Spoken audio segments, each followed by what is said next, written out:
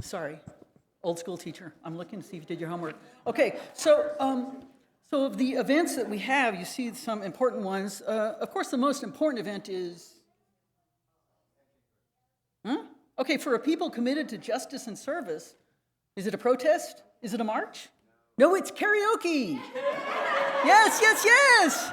So who's coming? Okay, we got lots of future Darren and Jennifers out there, Lindas and Scotts. We're going to sing? Good. It's going to be a wonderful evening of music and fun. Can't wait to see everybody. Okay, got it. Okay. You can do Frank Sinatra. There's all these hits. You can do Beyonce. Okay, I'm going to be doing Madonna and Jackson Brown. Okay? You got that? All right. You what?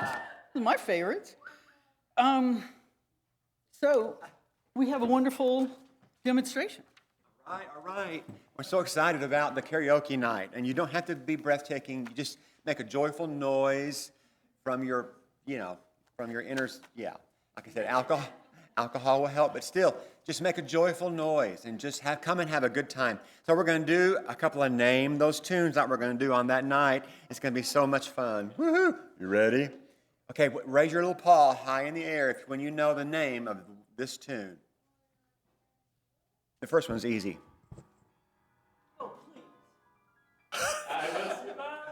All the homosexuals went. Very good, Scott. I will survive. That's a giveaway. The little. Okay, and then we're going to do one more. We're going to go back a little further in time. Oh, I was just going good. Okay, yeah. Stop in the Name of Love by and the Supremes. Those were easy. Okay, well, so y'all going to come. We're going to do more of those. We're going to have people up, dancing, maybe have a couple of go-go boys or something. We don't know what we're going to do. But it's going to be great fun, so y'all come. It'll be tasteful, I'm sure. Okay. Tasteful. And if any people feel like they're embarrassed, like singing in a microphone, one you can watch, or you could do what I do. I sing in a group. So everybody come. Okay, the other events that we have, there's the men's breakfast that is this Wednesday. It's at 8 a.m. at the Blue Mountain Cafe. We all love that place. Okay, that's this Wednesday. the winter solstice gathering. We've got a camp out. Now, for the winter solstice gathering, Charlie, where are you? Are you bringing your telescope? Okay. Okay, Charlie says that's a dark sky night. He's got some big approval with some astronomical club here, and it's going to be a cool night. Okay, so that's our events. For those of you joining us online or visiting with us today, if you are not already on our mailing list, please sign up by clicking the link at the bottom of the westsideuu.org website. And for those of you here in person with us, am I not doing a lot? How about this? How about David Bowie? Okay, for those of you in person with us, please take a moment to silence all devices. I'm watching. Okay. You may see a service dog here today. They are working to keep someone safe. So please don't pet or talk to the dog. You can, however, greet and introduce yourself to the person. We want to create a welcoming, safe space for those with disabilities. I've got to get close to this thing. This morning, the reflection, Meadville Lombard update by our Minister, Tanner Trask. It's an intensive week. Tanner has returned from a week-long trip to Chicago for his in-person classes at Meadville Lombard, and he will return with an update on what is happening in the greater UU world, as well to what it's like to attend a UU theological school. Do theologians party? I mean, in college? Okay, guess we'll be hearing about that. Now I invite you to take a deep breath,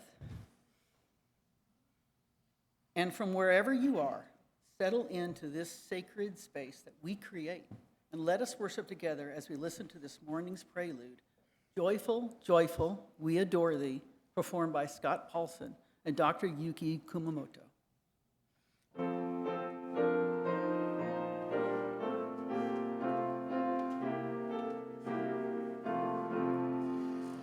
Joyful, joyful, we adore Thee, God of glory, Lord of love. Hearts unfold like flowers before Thee, opening to the sun above. Melt the clouds of sin and sadness, drive the dark of doubt away. Giver of immortal gladness, fill us with the light of day.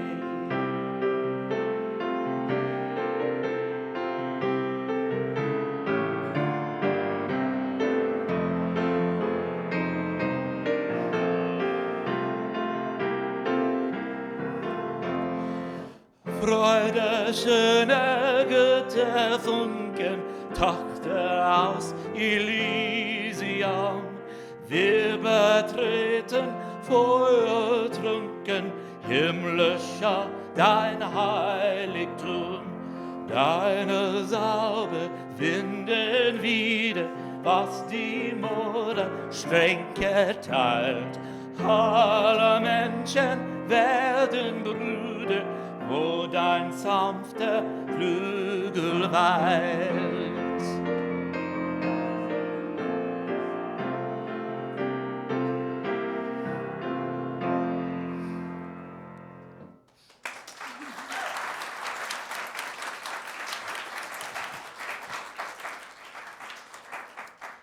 Wow, Scott.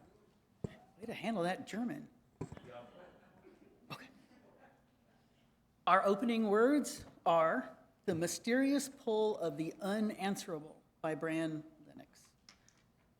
We have chosen to bring ourselves here to this sanctuary to gather as a community of faith.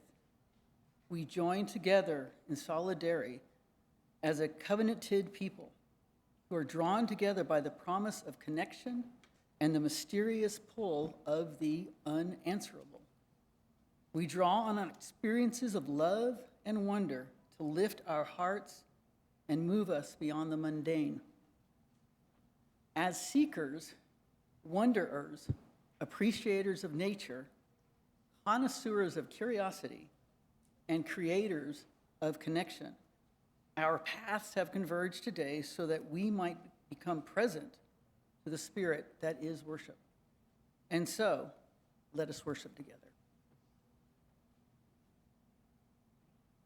As do many Unitarian Universalist congregations, we begin our time together this morning with the lighting of a chalice. I'd like to invite James Craig to light our chalice this morning. The chalice is a symbol of our Unitarian Universalist faith and represents the Unitarian Universalist Association, or UUA. The flaming chalice symbolizes the heritage of our past, the warmth of community, and the light of hope within this church today.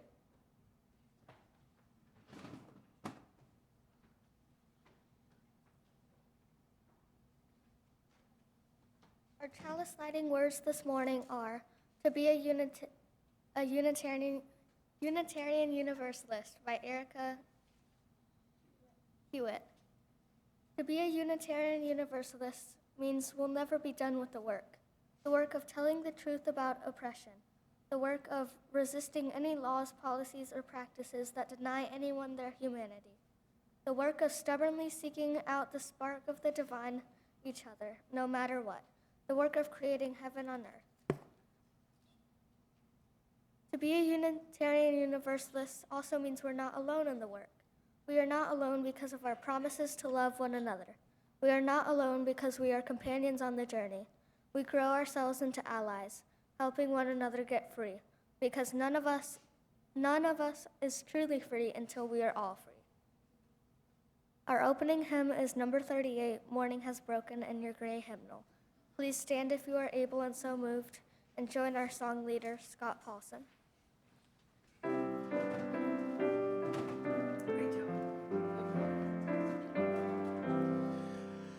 Morning has broken like the first morning. Blackbird has spoken like the first bird. Praise for the singing,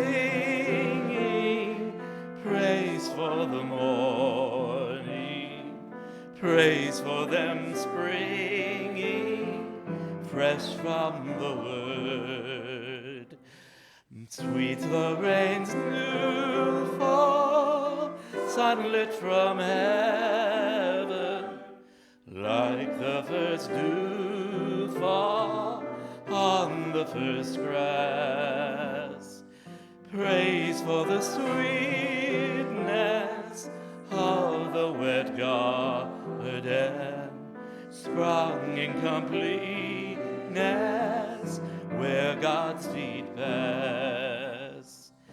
Mine is the sunlight, mine is the morning, born out of one life, Eden saw play. Praise with elation, praise every morning, God's recreation of the new day.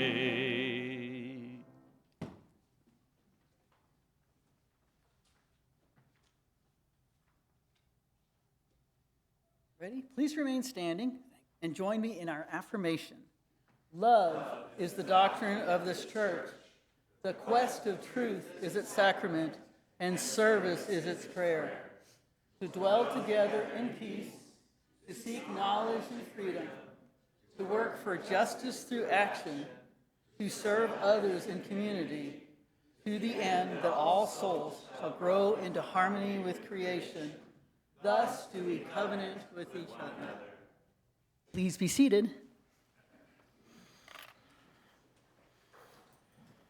Please come forward if you are young at heart or you would like to have a close-up view of our time for all ages, presented by our Director of Lifetime Religious Education, the wonderful Nikki Kennedy.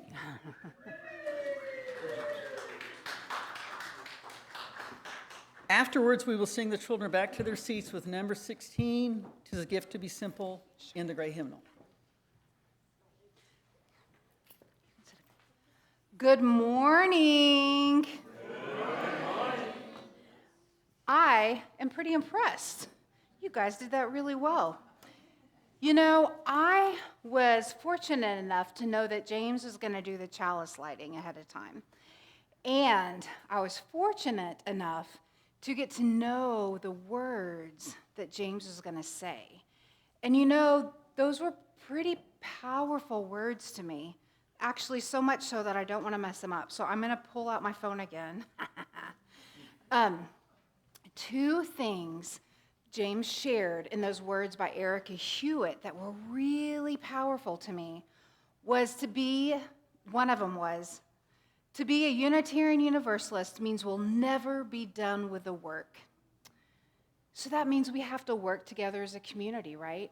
There's not one thing we're trying to do. We're trying to do a lot of things. And all the things, that's right. And to be a Unitarian Universalist means we're not alone in the work. That part is really powerful to me. And it made me think of this book that I want to share with you guys today. Now, some of you may know our friend Dana, who I don't think is back here today, but she shared this book with me. It's called What a Citizen Can Do, and it's by Dave Eggers. And she found it in a local bookstore in her travels this summer. And how many of you like to go to bookstores? How many of you love to go to bookstores? Okay, cool. I especially like the local bookstores because to me, they have a sense of flair. They tell us a little bit more about the community. So this is called let me turn it this way, What Can a Citizen Do? Okay, I need you to scoot back just a little bit, okay? So everybody behind, I'll make sure we turn the pages around. What in the world can a citizen do? Who can a citizen be? A citizen is just like you. A citizen can plant a tree. A citizen can be a neighbor. A citizen can join a cause. A citizen can write a letter. A citizen can help change the laws.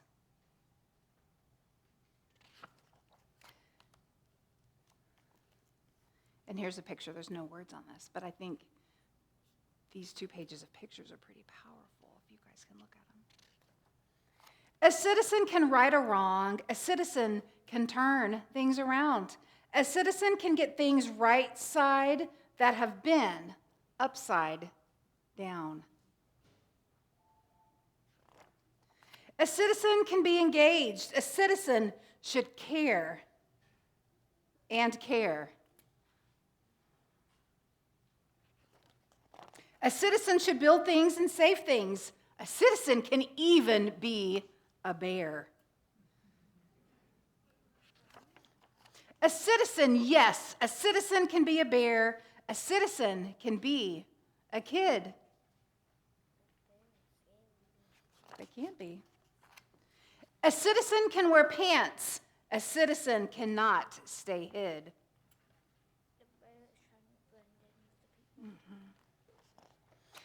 A citizen's not what you are, because a citizen is what you do. I'm going to repeat that a second.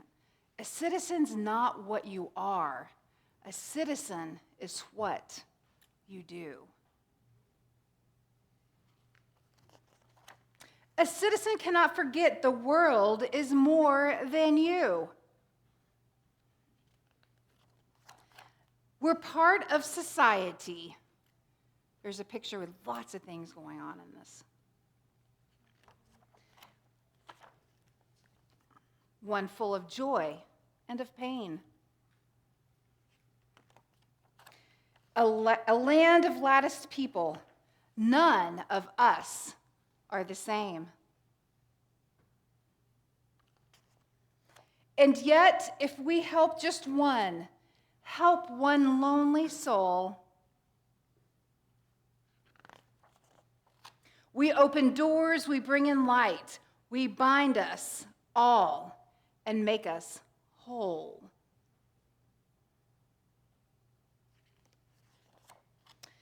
So forget yourself a second, grab a shovel or a pen. Do something for another. Don't you dare doubt that you can. Everything makes an impact on a bigger big than you. And it all starts with a question. What can a citizen do? So my hope for you guys, as next week we have a pancake breakfast in the morning and we launch into a new year for our programming, I hope you guys, each one of you, young and young at heart, know that you make a difference in this place. You make a difference in our community. Here, you make a difference in our larger community. And your presence, your asking big questions and fun questions makes a difference. And you can make a difference in this place. I hope you remember that our work is not done and we get to do it together in this place every week. And I hope you have an excellent one. See you all next Sunday for pancakes.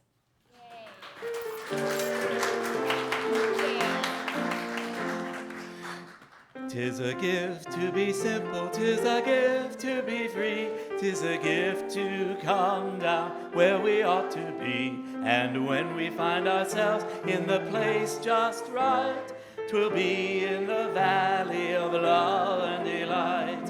When true simplicity is gained, to bow and to bend, we shan't be ashamed to turn. Will be our delight, till by turning, we come round right. Thank you. Good morning. I'm Lisa Franey, one of the Pastoral Care Team Associates. In our community here at Westside, we make time each week to share pieces of our lives with one another. We do this because each person in this community has value. Members of the team can be identified wearing a Pastoral Care Team badge. Please submit your joys and concerns to the team by completing one of these orange forms at the welcome desk, emailing us at pastoralcare@westsideu.org, or contacting any member of the team. The other current members of the team are Carol Kappa, Barbara Crotty, John Fisher, Barbara Garland, and Jane Hartwick. Would the members of the team please raise your hand so our congregation can see who you are? Thank you. We share our concerns with one another today, knowing that sorrows come into each person's life, knowing that together we offer comfort. Today we actually don't have concerns to share, but I know we are all here for one another.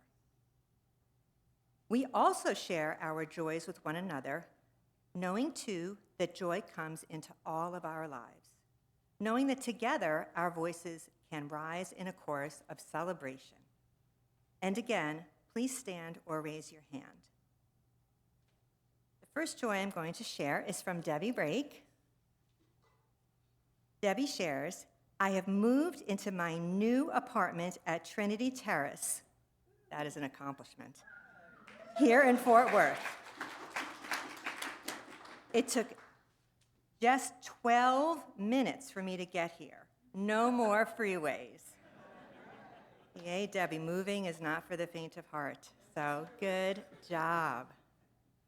Next, we have another joy from Daniel Melendez. He actually has 3 joys to share. First, he says, thank you to Thayer for subbing in as worship lead today. Thank you. Thank you to Debbie Rake. After moving, she still had energy. Look at her. For choosing the readings for today. And thank you to James Craig for helping me with the last-minute request. Okay. We're happy. Everyone's happy to help Daniel. Next, we have a big joy from Sue Anderson. She says she cannot wait for the huge excitement of next Sunday when there is the Exploring Westside Lunch and Learn. For anyone that has any questions, anyone that hasn't signed the membership book yet, or anyone that just wants to learn more about Westside, please plan to attend after the service next Sunday. If you'd like to attend, find more information in the insert of your service, and plan on coming hungry because there'll be a delicious lunch served. So I don't think I saw anything about RSVP, but never a bad idea to let someone know if you can in advance, if possible. There you go. There's a QR code. Okay, thanks, Sue. Okay, and last but definitely not least, we have a big joy from the A team. Thanks to everyone's donation at every capacity, Westside earned $700 in spite of the inhospitable weather conditions yesterday. And I'd like to mention, in case anyone hasn't noticed, if you haven't been back, you can go after the service. There are still opportunities to take some items home with you. And we would, I was going to say encourage, but I actually want to say beg you to please do so. Since Jim and I have a big table of stuff there that we definitely don't want to take home. So on our table, it specifies it. Please, any donation is fine. Please take the items home. We want to see them. So it was a joyful day with great conversations with each other and new friends. So it was really fun, and even though it was pouring rain, you would think it might have not been fun at all, but I would encourage next time there's an opportunity, anyone who didn't come, you missed out yesterday. So, and we missed you, so please plan on attending next time. Those are all the joys we have to share for today, but that was a lot.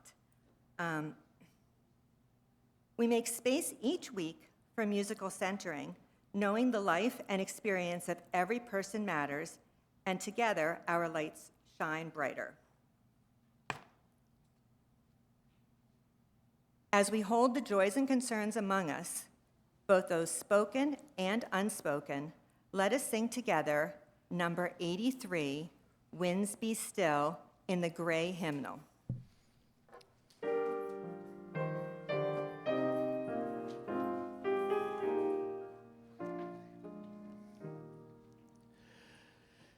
Winds be still, storm clouds pass and silence come.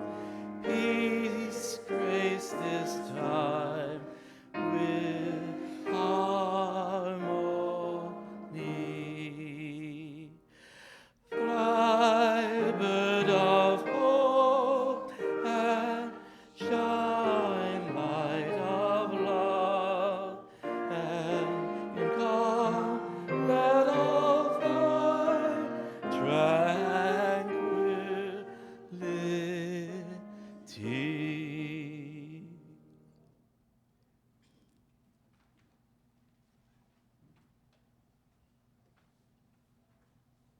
My name is Jana Peden, and I will be leading our meditation this morning.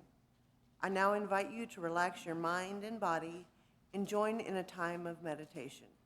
Today we will begin with an introduction titled Wiser Today by Deb Cannon. Afterwards, our bell will sound to signal the start of a minute of silence for your own meditation, prayer, or reflection, and it will sound again at the end. I have made mistakes, and some I have even learned from. I am wiser today than I was yesterday, and hopefully tomorrow I will be even better informed. May I speak from my learning and not from my habit. If I speak from my habit, may I interrupt my words to start again. If I don't know, may I be silent and listen.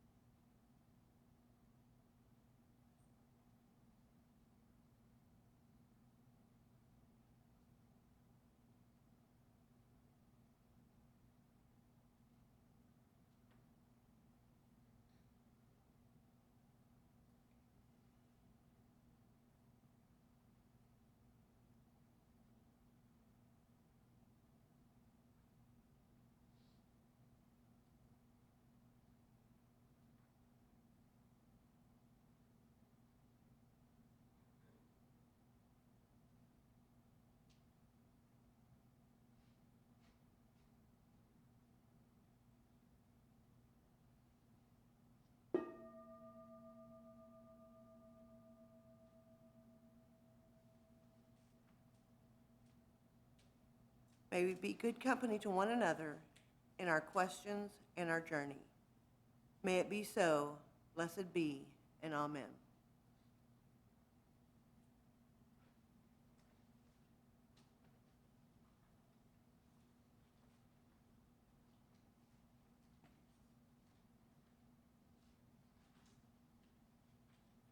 Don't I announce the song now? Okay, so, offertory. I thought there was a song. Here at Westside, we practice our UU faith in a variety of ways. One of those ways is by giving 100% of the gifts to our weekly collection, unless otherwise designated, to support organizations who carry out our transcendent values of compassion, justice, and equality.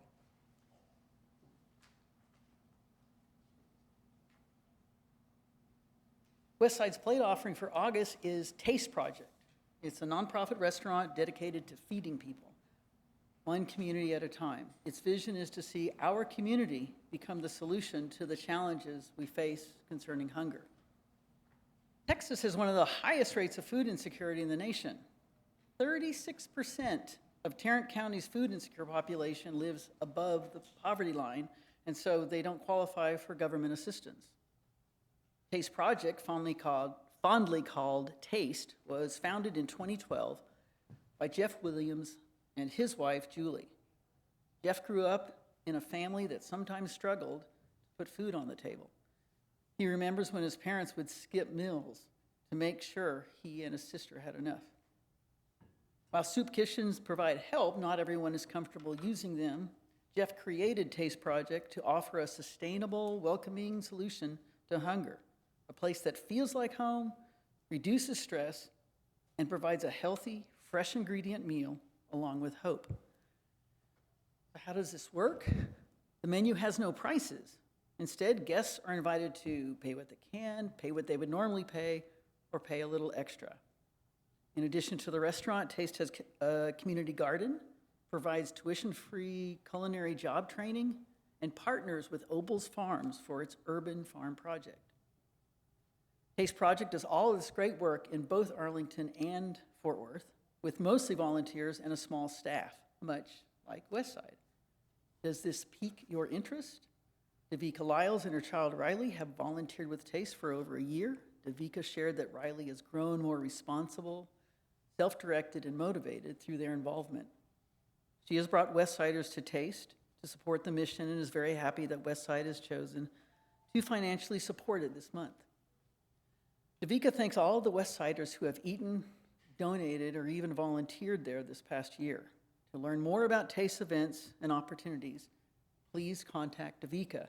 And in this long description, I just noticed they didn't mention the food's delicious. It's, I mean, today is the last day for Drunken Noodles, so I am there. It's good. If you're giving toward your stewardship pledge in cash, please use the envelopes at the bottom of the bowl as it is passed. Now let us enjoy this musical offering to Zanarkand by Nubo Uematsu, performed by Dr. Yuki Kumamoto.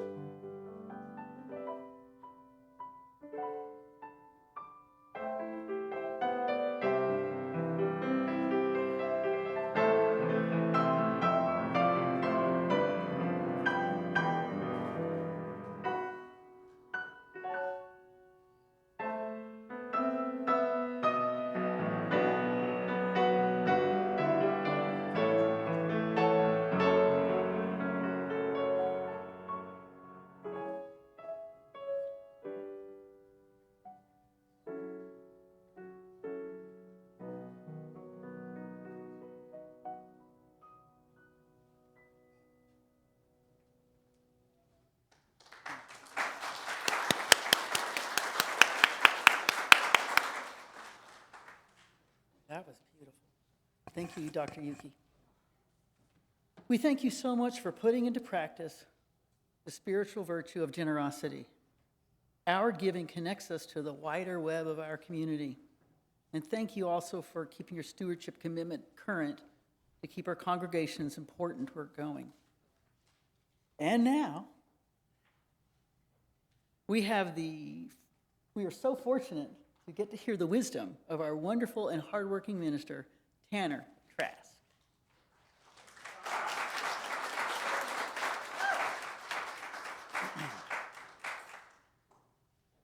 Hey, Westside. Good to be back. Just got back from Chicago. As they mentioned before, I spent a week there with other Unitarian Universalists who are training for seminary. I attend Meadville Lombard Theological School. Go Honey Badgers. And at the beginning of each semester, we all journey to Chicago to start classes together. And after we get home, we do the rest of the semester on Zoom. It's a good sort of hybrid method, I think, because we get to meet up at the beginning, and then during that week, during the following weeks on Zoom, the little squares aren't just random little heads. I've sat down and had lunch with them. So it's a good system. I'm a fan of it. And I tend to get a lot of questions whenever I come back from Chicago or just sort of throughout the semester. What's it like to go to a UU seminary? What kind of things am I learning? What do you have left to do before you graduate? And I'll answer that last question real quick. 2 years. Should be graduating in spring of 2027. But yeah, let's talk about it. What it's like to do this kind of thing for a living, I guess. And before I get into the sort of details, a huge thank you to my wife, Melissa, without whom I would not be able to be pursuing this. She does a whole lot of work to make sure that I'm able to make those Chicago trips. So.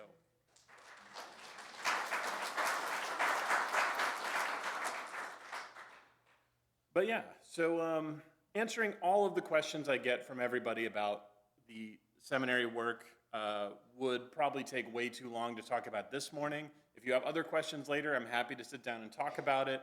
But I wanted to limit today's sort of discussion to 3 experiences I had in Chicago last week. And the first experience happened while I was on the way to class. The second experience happened while I was eating lunch with some of my fellow seminarians. And the third experience actually happened in a classroom. So let's get going. One thing I really appreciate about Chicago that I really wish Dallas and Fort Worth would get on board with is the public transit.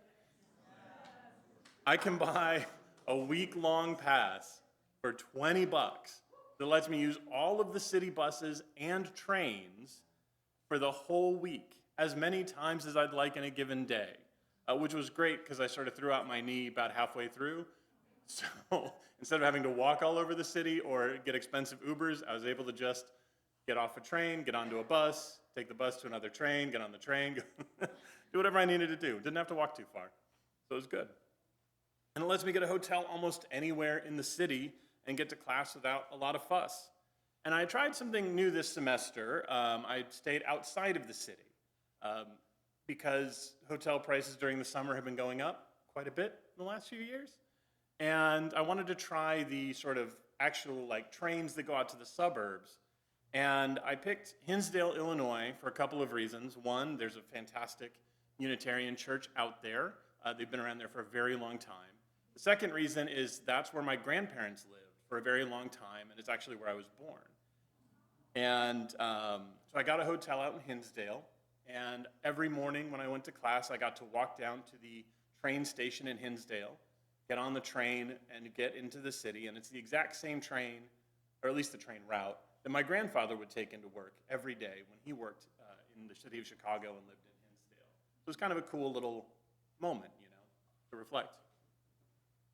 And one day on my way into class, and at this point I was in the city proper, I was on one of the buses, I saw a protest being led by the SEIU, that's the Service Employees International Union. They were outside one of the many skyscrapers in the city with their matching shirts and signs, demanding better pay and benefits for their union members. Specifically, they were there representing the janitorial workers of the building.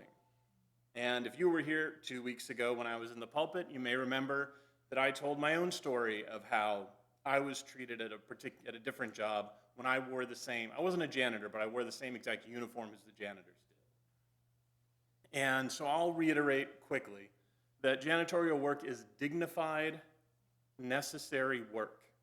These workers should be compensated properly for the work they do, just like all workers should be. Interdependence is one of our shared values, with love at the center, remember? But this experience went a little deeper for me than just kind of a fun coincidence that I had talked about it in the pulpit recently. I had to make a quick decision. Do I go to class or do I hop off the bus and go join the protest? Now, this time I decided to go to class, but this kind of decision that I get to make now, do I go to the protest, is a big part of why I'm here, and it's one reason why I'm pursuing Unitarian Universalist ministry. Because when I was a high school teacher here in the state of Texas, I had to walk a bit of a tightrope between what I needed to teach my students and what could get me into real trouble. It is, in case you didn't know, illegal for teachers to strike in the state of Texas. The state is allowed, I don't know that they've done it often, but they are allowed to take away a lot of things from teachers that strike or do other collective action work. They are allowed to take away your retirement fund. So, tightrope walking. And so while I was a teacher walking that tightrope, I limited my justice work to voting, education, and other sort of support activities. Nothing illegal about me going to a protest, nothing, that could, by the books get me in trouble. But as a teacher in Texas, you have to be careful. But because of this vocation, I can dive headfirst into that justice work that supports our shared values. I can join protests to protect trans lives here in Texas. I can speak in front of the county commissioner's court without fear of losing this job. And this is because of all of you. Your support of my schooling means the absolute world to me. Now, speaking of unions and teaching, quick union story. I was teaching years ago, and I was teaching a unit in U.S. history about the history of unions in America, and if you enjoy a 5-day work week and weekends and 8 hours a day and overtime and safety at your job, thank a union, right? And so I was teaching that unit and take my break, and I go to the teacher's lounge, and one of my fellow teachers who worked in the same hall I did came up to me and said, "Hey, when you were teaching that unit on unions, did you use the word scab?" I said, "Well, yeah, it's an important vocabulary word when you're talking about unions. If a union's having a strike and the owners bring in other workers to come in and try and break that picket line and work while the union's on strike, vocabulary word there is a scab, right?" And he shared with me that his grandfather had once broken a picket line because he was desperate for work. And when he did, one of the days he went into that job, breaking the union picket line, a union member yelled at him a lot of things, but one of the things he called him was a scab, and he also hit him over the head with a brick, to where his grandfather needed to go to the hospital and get stitches. And looking back on it, with my experience today, and the ministerial training I'm receiving, and the schooling I've been getting, and the people I've been able to talk to and sort of experience with, I know that the proper thing to say in a situation like that is something like, "I'm really sorry that happened to your grandfather." Union stuff like that's a complicated thing. People have to make complicated choices when they're desperate, and it's the sort of owners at the top of everything that are orchestrating this on purpose, right? And I'm sorry that your grandfather went through that. That's, I think, the more empathetic approach, a more ministerial approach. And that's what I know how to do now. What I said at the time was, "But he was a scab, right?"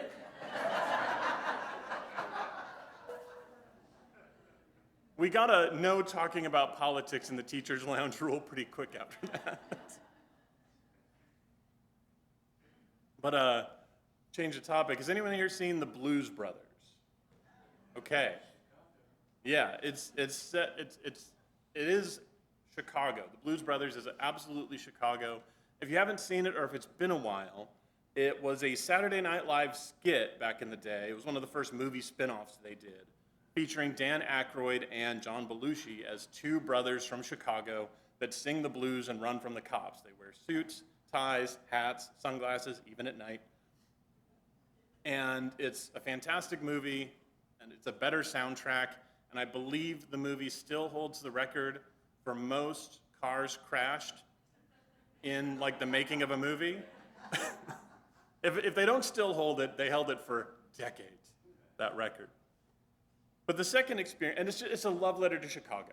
It's set in Chicago, the music is Chicago, everything about it is Chicago. So anytime I'm in Chicago, it makes me think of the Blues Brothers. But the second experience I wanted to share today came from a lunch break at Meadville. I was sitting with a few folks that I already knew and a couple of new students that were at Meadville for the first time this semester. And these lunches and dinners together, we don't generally like plan them out in advance. It's just sort of who's hanging out when it's time to go get food. And that's a huge part of my Chicago experience because, I mean, for one, it gets me out of like just eating by myself. And if I'm in Chicago eating by myself, I'm gonna have deep dish pizza every meal. And I'm gonna follow it up with some Garrett's popcorn. That's what you do. But I get to have a meal with these fellow students.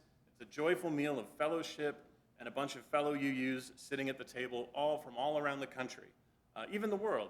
One of my classmates many years ago came from South Africa. One of my classmates just moved back from, I believe, Sweden. So, you know, mostly it's the US, but every once in a while we get some folks from around the world. And looking back at some of these tables I've shared, I'm struck by just how different it is to be surrounded by UUs instead of sort of the general populace. We're a bit of a weird bunch, if you haven't noticed. And I've been at lunches, plenty of them, where I was the only non-vegan, and I've eaten at some fantastic vegan restaurants in Chicago. And I've had plenty of dinners where I sort of figured out as we went that I was the only straight, cis, white guy, which is not a common feeling in Texas. And there was even one dinner where I found out I was the only monogamist at the table. I'm not saying that all of my fellow UU ministers are polyamorous, but like, there are a few.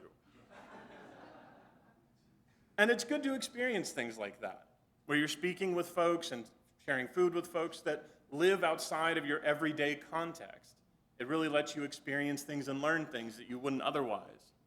And that's the experience I wanted to share here. I was speaking with a small group, and we were doing kind of our standard intros, how we got into Unitarian Universalism, why we decided to start doing seminary, a bit of life story stuff, a lot of shared religious trauma gets shared during that. And one of the new students that's new this semester, her name's Ghana. I did get her permission to share both this story and her name, so not telling stories out of school. She was explaining the complicated feelings of growing up in sort of a liberal-ish area of New Jersey. Now, Ghana is a black woman and I'm not, and I'll never know what it's like to grow up in New Jersey or to grow up as a woman or to grow up as a black person. And that's okay, there's nothing wrong with that, that's just kind of how things work, right? I'll never know that, I'll never have that experience, really. But we can learn when we choose to listen. It's not the same as experiencing, but it can help us build deeper relationships. It can help us expand our own knowledge. It's really useful, I found, to listen. And if we're going to be in loving community together and build this community further, we're going to have to listen to each other. And I'm glad I was there in Chicago to be part of this conversation and to listen to Ghana's experience here. She said that growing up in New Jersey in that liberal-ish area felt lightly inclusive, but always exclusive. That she was a free-range prisoner there. And intellectually, I know that racism is not limited to the South. It's not limited to the South in the US, it's not limited to the South in the world. It exists across our entire country. Our history is full of it. We can't escape it. We can try and do better and we can make progress, like the opening word said. The work is never done, but we can make progress. And Even enlightened New England is not immune to having this racism there.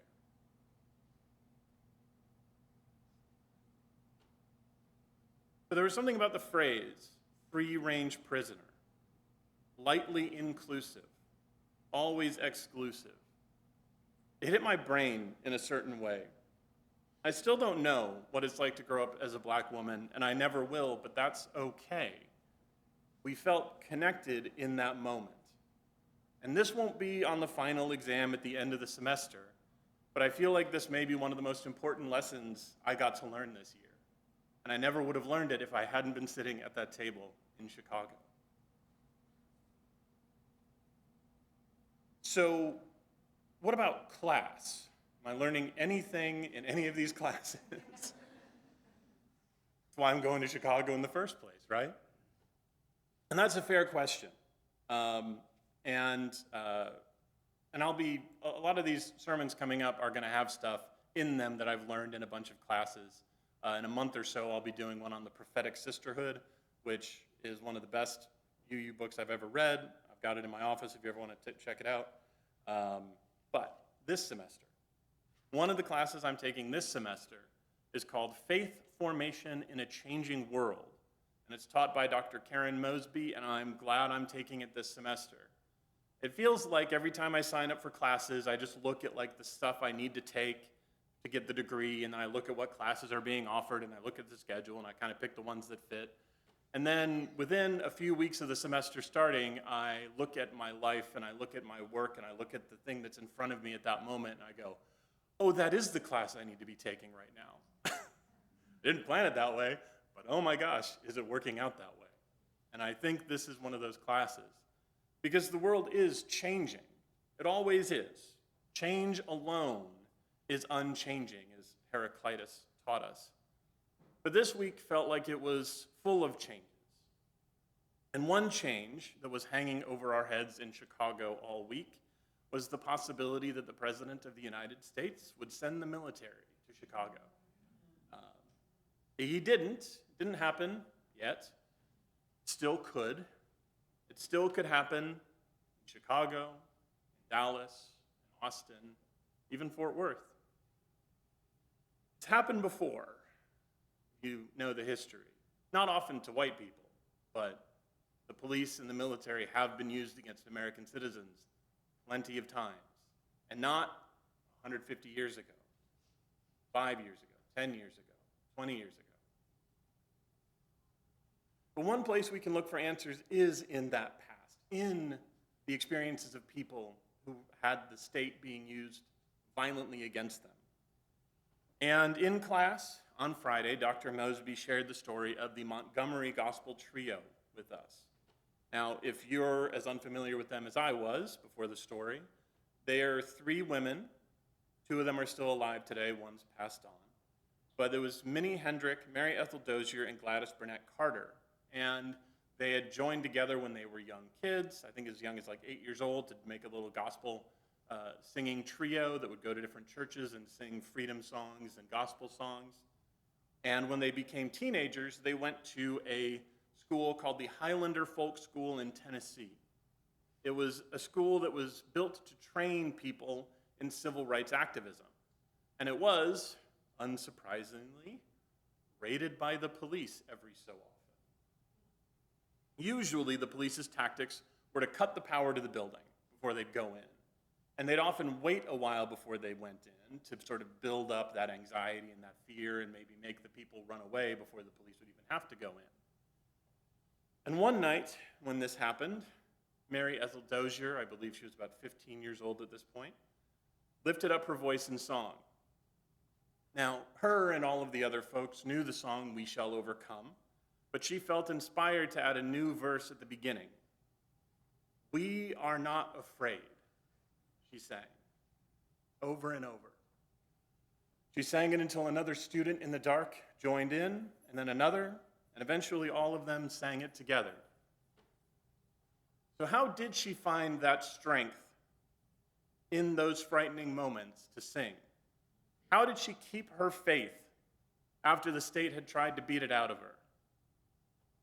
And if you were here a few weeks ago, you may already know the answer because we talked about it. It's practice.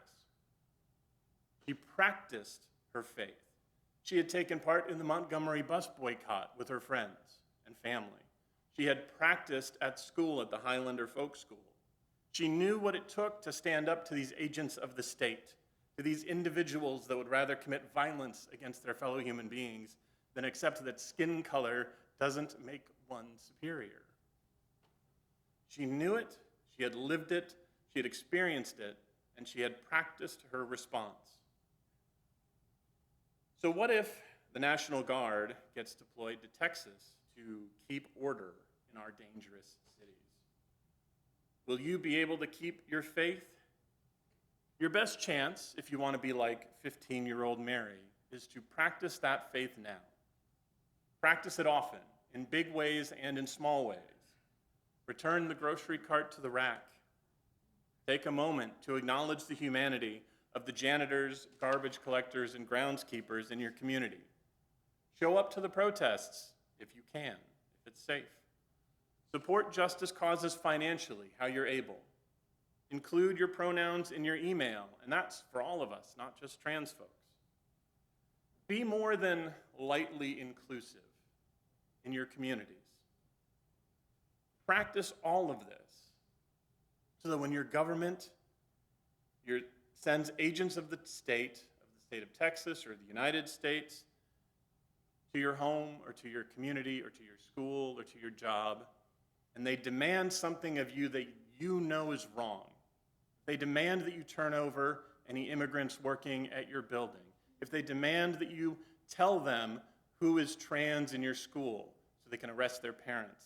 When they demand to know who is helping all of these people get out of the state for an abortion, you will have practiced your faith in a way that will let you look upon this agent of the state who is trying to use their authority over you as a weapon.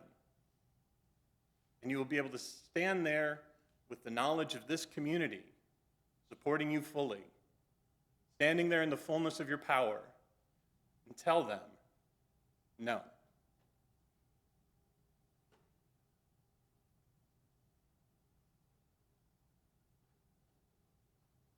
Thank you all for being here. Please stand in body spirit for the closing hymn.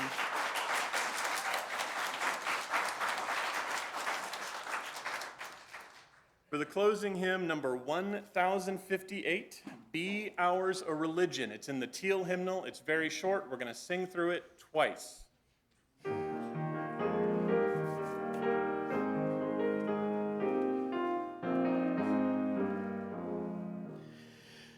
Be ours a religion which like sunshine goes everywhere. Its temple space, its shrine the good heart, its creed all truth, its ritual work of love. Be ours a religion which like sunshine goes everywhere. Its temple space, its shrine the good heart, its creed all truth, its ritual works of love.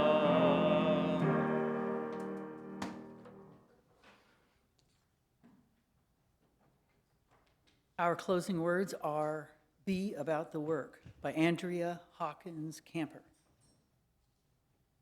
May we see all as it is, and may it all be as we see it. May we be the ones to make it as it should be. For if not us, who? If not now, when? This is answering the cry of justice with the work of peace. This is redeeming the pain of history with the grace of wisdom.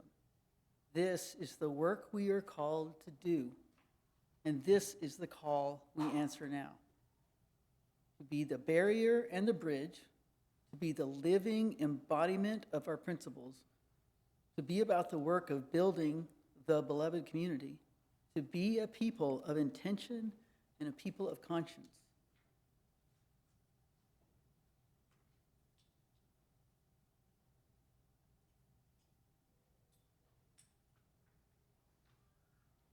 The chalice is now extinguished, but its light lives on in the minds and hearts and souls of each one of you. Carry that flame with you as you leave this place and share it with those you love. You're all invited to stay after the service for a conversation and fellowship. There's coffee, water, and snacks in the fellowship hall. Additional announcement, in preparation for the recital this afternoon, we ask that we take your hymnals. Now that's gray and teal, right? Okay. Because the recital will be here, we'll clear it with books. Could you take it to the back of the sanctuary on your way out? There'll be someone in the back to assist you and stack them up. Thank you. And now, please join me in the congregational closing. Go in peace, seeking justice. Go in peace, committed to equal rights and opportunities for all. Go in the peace that is created when, together, we build communities of true solidarity, deep compassion, and fierce, unrelenting love. Go in peace. Go in peace. May it be so. Blessed be. Amen.